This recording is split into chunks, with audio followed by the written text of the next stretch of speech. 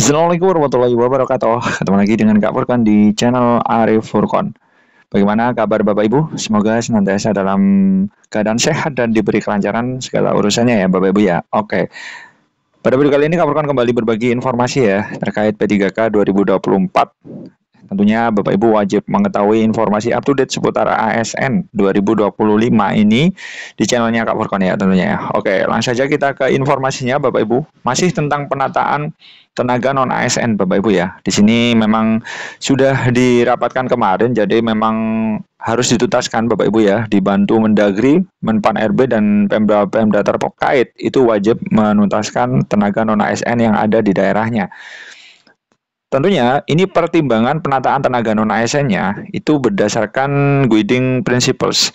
Ini berdasarkan masukan dari DPR dan stakeholder yang ada. Tentunya yang pertama adalah hindari PHK massal.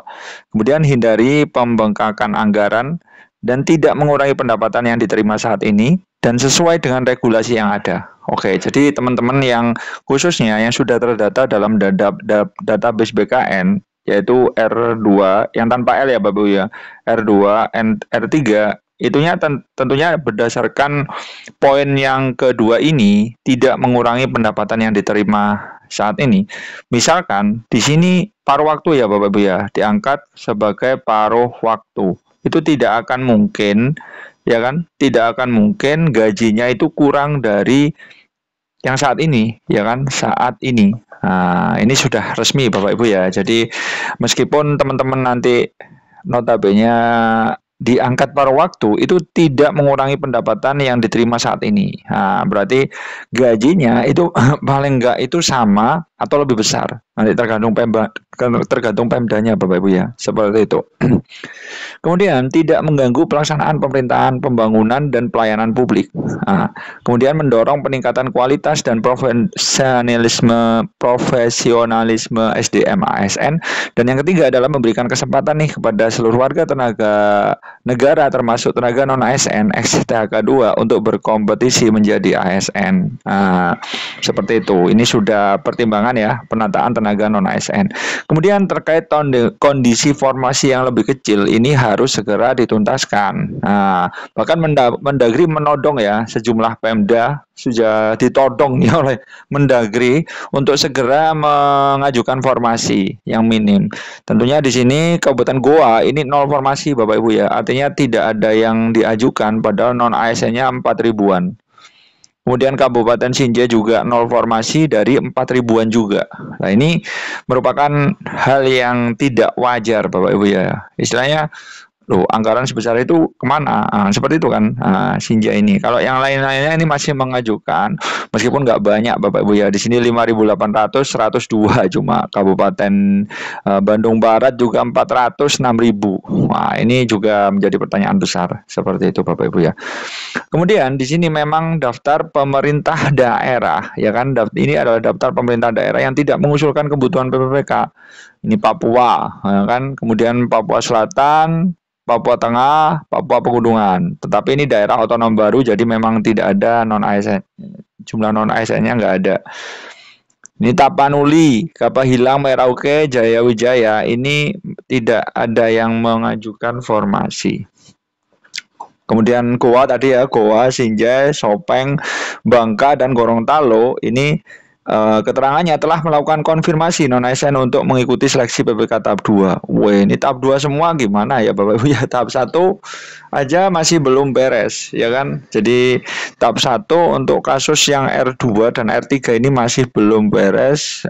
Apakah mampu ya kan? Maksudnya teman-teman ini mau lanjut tahap 2. Padahal R2 kalau daerahnya oke ya kan, maksudnya R2, R3 sudah beres ya kan, nggak apa-apa ya kan lanjut tahap 2 karena di sini memang tahap 1 numpuk nanti ketambahan tahap 2 gimana? Seperti itu Bapak Ibu ya. Jadi kita nantikan saja kebijakan terkait regulasi terbaru tentang penataan non ASN ini patut kita nantikan Bapak Ibu ya. Kemudian di sini Bapak Ibu bisa perhatikan ini terkait R2, R3 tadi ternyata banyak R3 yang nggak lulus nih Bapak Ibu ya. Tidak lulus seleksi PPK guru tahap 1. Bagaimana honorer database bisa tuntas? Nah, ini ya Bapak Ibu ya. Meskipun di sini memang ada regulasi paruh waktu, tetapi kita juga belum tahu itu turunnya kapan. Kita sebenarnya menunggu, teman-teman ini menunggu regulasi. Kalau regulasi sudah oke, ya lanjut kita akan mengisi DRH dan lain sebagainya untuk R2 dan R3. Tetapi ini memang masih belum, jadi masih tahap menunggu atau fase tenang ya Bapak Ibu ya, seperti itu. Kemudian di sini sumbernya dari CPNN Jakarta, banyak R3 yang tidak lulus seleksi Bapak Ibu ya, guru tahap 1. R3 itu adalah honorer masuk database ya, BKN. Tetapi tidak mendapatkan formasi. Kalau mendapatkan formasi itu biasanya R3-L. Ketua DPW Aliansi Honorer Nasional Provinsi Riau, Eko Wibowo menyampaikan juga selamat kepada guru non-ASN yang lulus. Namun masih ada masalah lain, yaitu nasib guru honorer database BKN yang tidak mendapatkan formasi karena kalah ranking. Seperti itu. Jadi memang teman-teman itu ya ini apa akibat dari tadi Bapak Ibu ya. Ini jumlah Pemdanya kan seperti ini Bapak Ibu ya. Jadi perbandingannya itu sudah nggak sesuai. Nah, di sini Jawa Barat aja 27.000 cuma mengusulkan 4.000. Jadi kan nggak pasti banyak yang nggak tuntas gitu loh. Jadi yang nggak tuntas ini mau dikemanain. Itulah yang terpenting yang kita tunggu saat ini Bapak Ibu ya. Seperti itu. Bahkan di sini Bapak Ibu bisa perhatikan guru-guru honorer database BKN R3 yang belum lulus tahap 1 harus diangkat PBK dan diberikan formasi nih Pemprov Riau. Dia menegaskan pengangkatan guru honorer di Riau menjadi PBK harus tuntas di 2025 ini.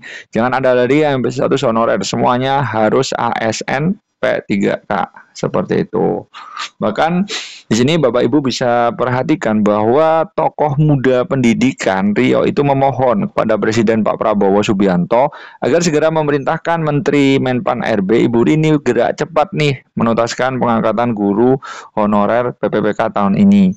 Kalau perlu tidak usah pakai tes lagi karena mereka gagal karena minumnya formasi. Nah, sekarang banyak sekolah terjadi kekurangan guru. Ya semoga saja Bapak Ibu ya, karena ini juga sebelum tahap 2 ini harus selesai ya Bapak Ibu ya, karena soalnya tidak menumpuk ya kan, agar tidak menumpuk seperti itu.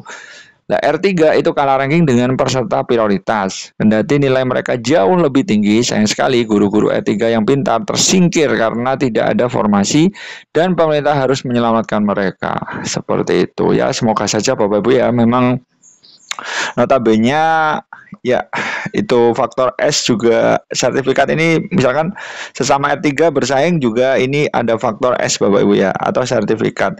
Karena kalau teman-teman memiliki S itu kompetensi teknisnya langsung dihargai sempurna, khusus untuk guru Bapak Ibu ya. Kalau teknis sama kesehatan tidak ada. Nah, kompetensinya langsung sempurna, 90 soal kali 5 berarti langsung dihargai 450. Makanya kalau kita bersaing dengan S meskipun sesama golongan itu sangat berat Bapak Ibu ya kan. Makanya banyak teman-teman yang R3 tanpa L ya kan, R3-L itu yang lulus, dengan R3 aja ini yang masih bertanya-tanya atau masih menunggu apa kebijakan yang terbaru dari pemerintah. Seperti itu dulu informasi dari Kak Furkon. Ditunggu video Kak Furkon selanjutnya. Insya Allah update setiap hari. Pantengin saja channel Kak Furkon. Stay tune aja di channel Kak Furkon. Wassalamualaikum warahmatullahi wabarakatuh.